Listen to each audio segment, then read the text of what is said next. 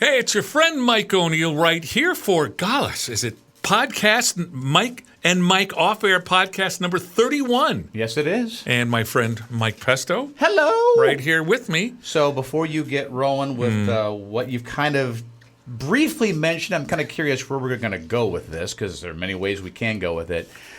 How much did you get into Photogate earlier this week with the Royals? Well, you know what? I'm glad you're bringing that up because I think I'm one of the few Americans that when somebody goes, oh, the Royals, click, I'm not listening anymore.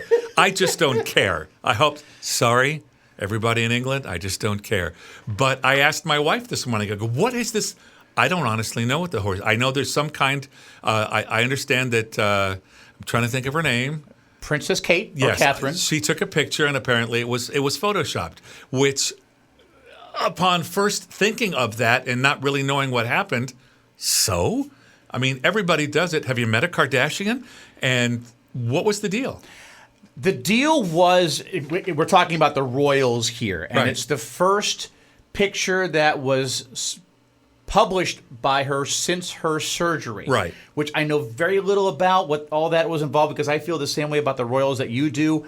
I joke on the air every once in a while. We had a war a long, long time ago that gave us the right to not care about them anymore. Because we won that war, so we don't have to worry about them. I'll take perspective for 200, Alex. So apparently this is the first picture of her since all of those issues. Because there have been genuine concerns about her health, her well-being, how is she She doing? kind of disappeared, didn't she? So one of the first questions was, when they saw the picture, was, okay, we see her, we see the three kids. I'll be honest, as little as I know, didn't even know she had three kids. But where's the prince? Well, the excuse is, well, he took the picture. Well, there are these things called tripods. You can put the camera on the tripod, a little timer. And You run push around. the timer, you run around, you get in the frame, picture's taken. Then super sleuths got into this with, I don't know, they blew up the image that was posted because this was on Sunday, Mother's Day in the UK. And I saw the circles on the hands. And there's like 4 or 5 circles, if you've seen the pictures now, of certain areas that don't look right. Like there's one part where, I forget her daughter's name, but you can see the sleeve of whatever she's wearing, and her wrist goes beyond the edge of the sleeve. Oh. So that's not right. There's a part where they zoom into the zipper that the princess is wearing, and it doesn't quite match up. You can see there's a line there that tells an expert, all right, there's something up with this. So all these amateur sleuths jumped on it and did all this circling. Well, then experts started weighing in and said, yeah, this picture has obviously been manipulated in some way. When the story first broke on Monday, the word was that the Royals were going to release the original picture. Then it came out yesterday, it's probably not going to happen. So we'll never know what that picture actually looked like before either the princess, because she's taken responsibility. She said, well, like most photographers, I dabble into editing photos as well, and apparently I didn't do a very good job. Unless she's grown a third arm, who cares? Well, I get because it's the Royals. I mean, you mentioned the Kardashians. I get there is a certain image that needs to be maintained.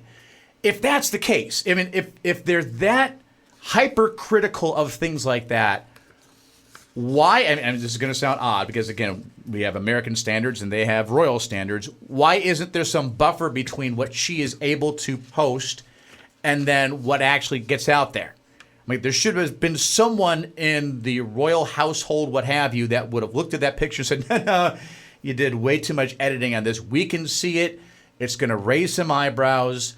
Let's not post that picture. And the fact that Associated Press and UPI put a kill order in on that picture because they saw it had been manipulated, and they refused to print it after that because they didn't know if the princess did it, did someone else get their hands on it, and they manipulated it. It might have been a third party, and then they could have Yeah. been liable for, I see, I didn't see But that. I looked at it, and first thought I had was AI. What if the whole thing was faked? Oh, that's And funny. they just used their faces. And then a bunch of someone's had some fun with that. So if you do a search at this point of Princess Kate photo, just those 3 words on Yahoo or Google, You'll see AI-generated images of her snowboarding, skateboarding, surfing, all things she's never done, I'm sure, but it looks like she's doing them now. If that ends up being a picture of Seska and your two kids, I'm going to be so angry that you used that. Okay, I'm just kidding. We should, you know what? In retrospect, it would have been fun to have like a radio station contest. In fact, if it's not too late, our program director, Randy Hendricks, we should do a picture, seriously, like the three of us, you, me, and then Jennifer Grant, all in the picture, and we digitally alter certain things. You tell us all the things that were digitally altered in that picture, you win whatever it happens to be. That's actually a very cool idea. That would be fun, and I think that would attract a lot of people, nerds like us, and just anybody. Wait, I can, almost anybody could take a shot at it. So that's a good contest. Randy, are you watching? Are you listening? By the way, we haven't mentioned this yet, but please do, if you're just listening to this at my975fm.com. We appreciate that. Thank you for doing it. But we're also on YouTube as well. We've got our own station YouTube channel. So check out the channel, subscribe to it. That way, whenever we drop one of these videos or anything else video related, you'll be the first to know about it. We appreciate that. Well, Michael. Yeah. I can't afford to live anymore. It's too expensive to live. I know I agree with you, and I guess that was a quick podcast. I'm not the only one that feels this way now. I knew that there'd been a lot of inflation and that things were more expensive, and I decided to do a little hunting. Oh my goodness! And I was blown away by. Should I sit down for this because I'm standing up right now? Well, we moved here to work here in 1996. Yeah. So I'll use 90s to now. Okay, it's not too long ago. I can, long enough, as you'll soon see when we first got here.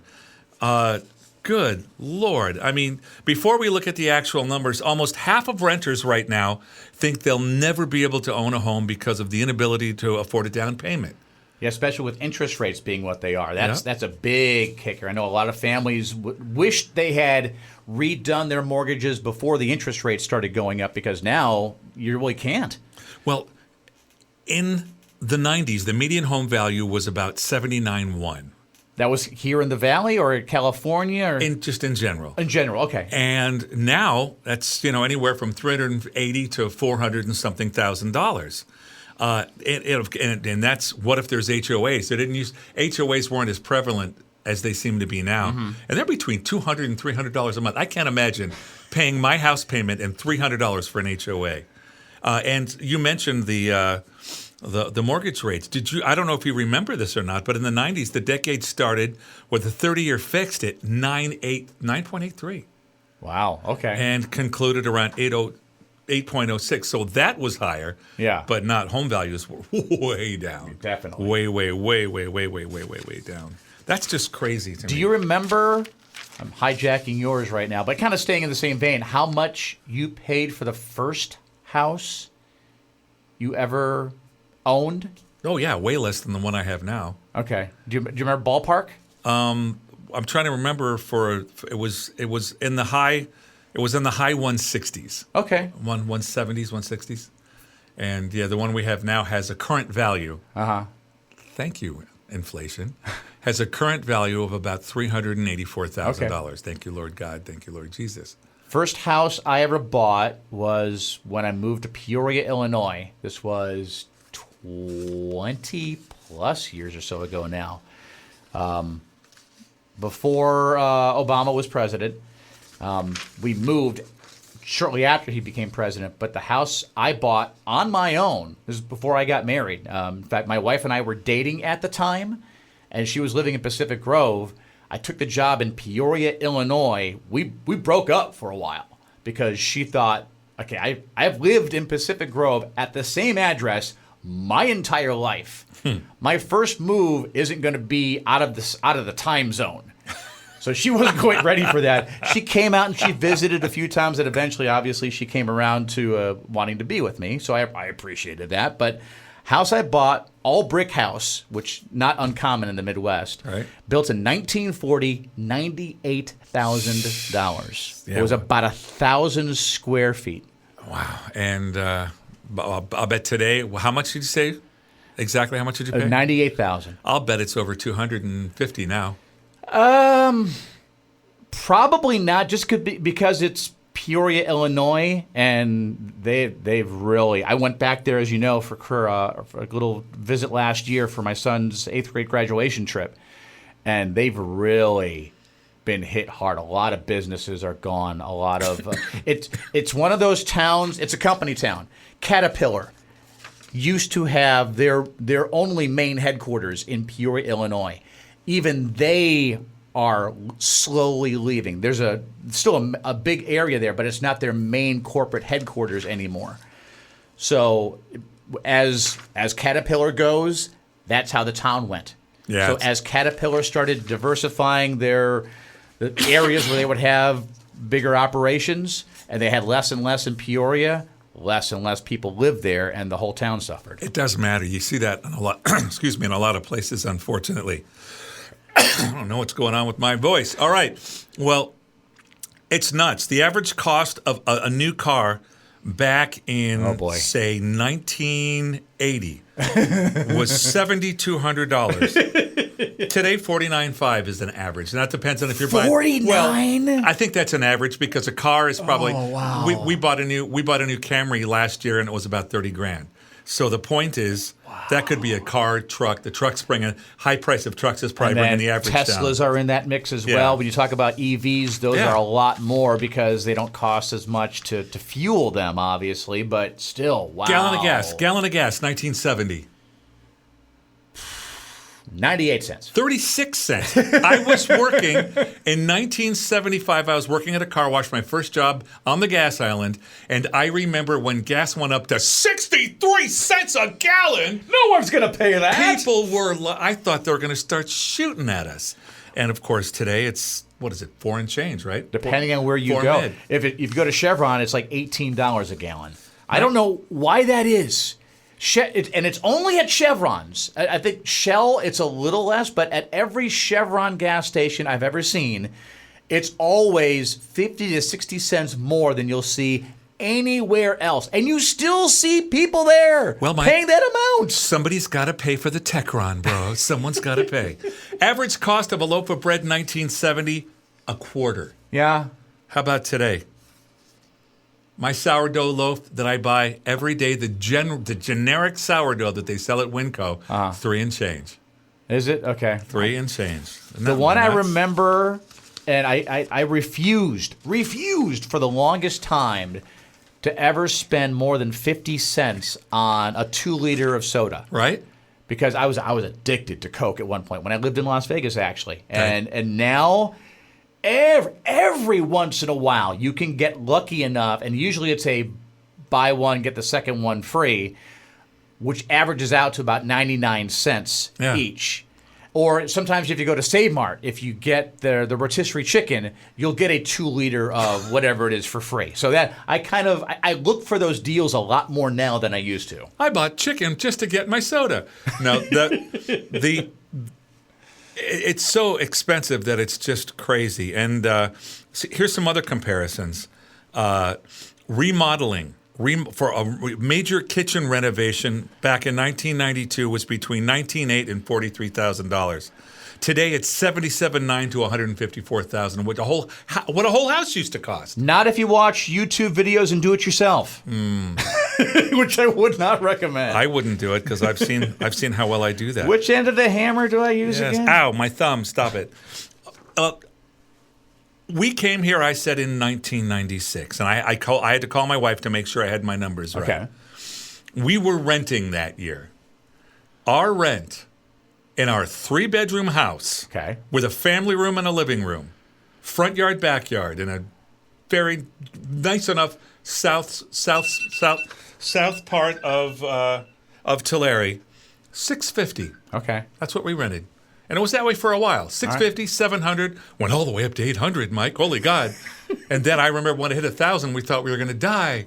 And for the house I pay for, I'm just under $2. Of course, at 3%. Thank you, Jesus. Yeah. But, crazy, right? When food, I had to, Colleen was in charge of this back then. I kind of captain that now, but we were paying about $300 a month for food. That wouldn't even, and that was for 5 people. There's only 3 of us now. We average about $800 a month because we eat very, very healthily, and it costs a lot of money. Yeah, the more you do, the more you will. Yeah. Power was about $150 a month. It's a good average of $300 to $400 for me, and it goes up depending on how bad July and August was. When we were back in Chicago again with that trip that we made last year, we had just pulled the trigger on doing additional solar panels on our house because we had them for the first year and we still had an overage of a little over $1,000, I think it was. So we decided, that's not going to work. So we got more additional panels put on, and we were talking with my cousin about it. And we're like, well, how much is that costing you? And I told him, well, the one, it's $270 a month, and then the additional was another $55. She's like, that much a month? I'm like, trust me, I did the math. Especially living here in the Valley in the summer, we had energy bills that were close to $1,000 for a month, a single month. No, so we do. now that it's locked in, again, we can't go nuts. We can't have it down to 60 in the summer. But I don't want it that cold anyway. No, it's not healthy. So we have just the right amount of panels. We had a slight underage that we had to pay this year, but it was like a couple $100. I'm like, okay, we're close enough now. Not anything that warrants another solar panel. So we've got it dialed in now. So we have to live by those standards. And I am the one who balances the checkbook, so I am the one who gets to control the thermostat. Yeah. That's just how it works. I do that at our house, too. I have this neat little trick. I think we're the last person on the planet that doesn't have solar yet. We're going to do that this year. So I have to be very, very careful. And I have a neat little trick. We have 2,000 square feet. We're not quite as big as you guys are, but big enough. And we have vaulted ceilings. And what a waste of cooling that is. It sure is beautiful and fun at Christmas time with a big, giant Christmas tree. But, anyway, as soon as the sun goes down, which, as you know, is 8 o'clock here, and as soon as the outside temperature is cooler than the inside temperature, all the back window in the hallway open, kitchen, dining room window open, fan on, and boom, cools right down, and the AC is off for the night. Yeah, spring and fall are the two best seasons in the world here in the Valley because that's the time of year you don't need to touch the thermostat, and you can do that. You get in the summer, and this is the big difference between here and Paso Robles, where my mom lives. They get just about as hot as we do in the summer During the day. but then come 6, 7 o'clock at night, it cools down dramatically. We don't always, in fact, normally get that here. In fact, in King City, Monterey County, the southern portion of Monterey County, every afternoon, and I don't know why this is, thermodynamics, what have you, but the winds kick up there that are incredible. If you ever drive through on 101 between Salinas and Paso Robles, you'll see all the windmills, the wind turbines. They're there for a reason. They may not be going in that moment, but you drive through in the summer, late afternoon, early evening, they will be cranking. Oh, I would love to have that wind all the time because July, August, September, October, it doesn't get, for at least 2 of those months, it doesn't go under 80. Yeah, and ever. we rarely get a breeze, and if we do, it almost feels like, how is it hotter with the breeze blowing? Yeah, because it's an induction fan, that's why. City bill in 1996 was $70. We pay about $118 a month. Now, what's the city bill? In Tulare, that's water, waste, and trash. Oh, you don't want to know what we pay in Visalia then. $1.80 probably, just to piss. $56. I don't like you anymore. Well, God bless you. God bless someone's not getting ripped off. That's nice. I remember my health insurance for the entire family. We were on, they had a wonderful program for a while called Healthy Families, which wasn't Medi-Cal, but it was a mid-income, middle-class health care plan that was there for quite a while. We were paying about $400 a month for the whole family. That's great. I'm paying almost $600 for me right now on our company health insurance. And, oh, God in heaven, it's just getting worse and worse and worse. Have you ever gone without it, though? Insurance? Yeah. No, but we did something scary once. Very, very scary. To get on Healthy Families, to qualify on Healthy Families, you had to have no health insurance. So technically yes, but no. And I'll tell you my story. Okay. So what we did was, as I said, Colleen, if we get on Healthy Families, health insurance will be so affordable, it will be crazy. See, here's the numbers that you're like, oh my God, that's incredible. That's incredible. Yeah, but to qualify for Healthy Families, you have to have no health insurance for 3 months.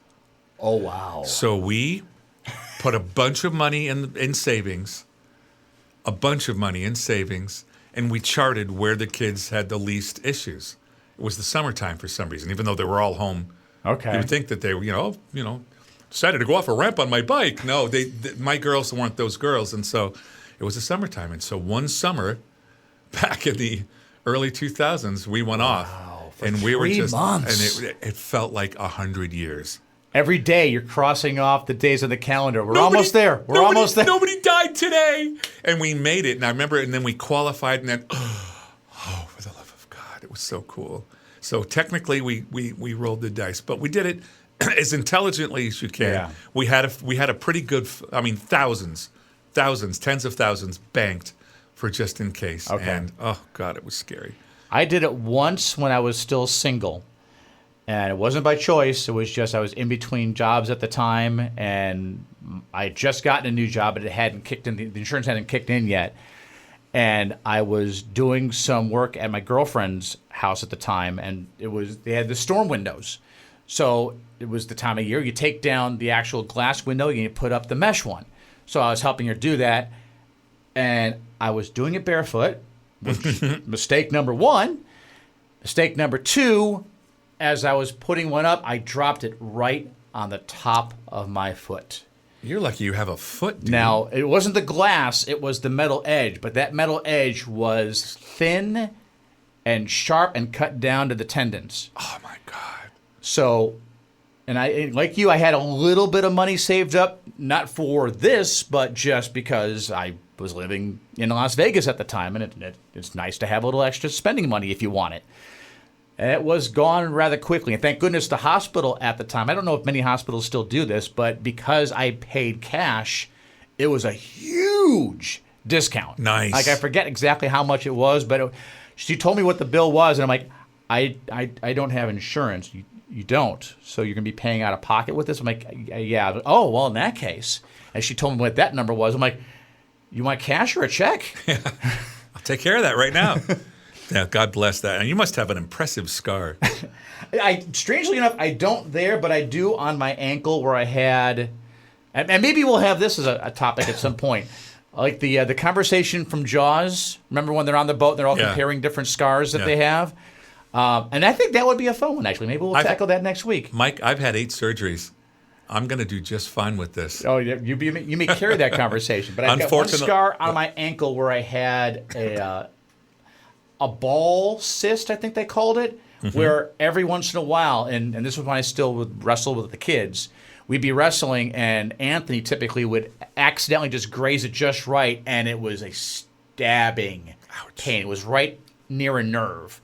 So one time I just said, you know what? That's it. I've had enough. Let's get in there and get that removed. So I went down to Senior Sinai in L.A., and they took care of it. Oh, I'm glad that's gone. That's a good-sized scar that I'll make up some story at some point. A rattlesnake bit me when I lived in Las Vegas. The 3 guys that attacked me, you should have seen how bad they looked. Yeah. Well, unfortunately, like one of my last podcasts, I don't have any really hopeful resolutions for these. All we can do is be frugal, buy as much in bulk when things are on sale as we can, and I just can't eat steak as often as I'd like to. That's another one. I wish you had looked that one up to see what. Oh, I would just cry, Mike. I would just cry. I go to B&L Meats to buy my meats when I can. I can't buy it there all the time. But they do such a great job. They do. And they're just it's so much. Tomahawk steak from there is just a little bit of heaven. I'll do that once every couple of months. But yeah, same price as 3 flats of chicken. Guess what we'll buy most of the time? The chicken, because it's the healthiest. Chicken breast is the healthiest protein we can buy and still, lift weights or do something. God in heaven. Anyway, well, that's all I have, my friend. All right, well, I'm going to go home and balance my checkbook. Yes. Now that I'm thinking about it. Thanks for the memories.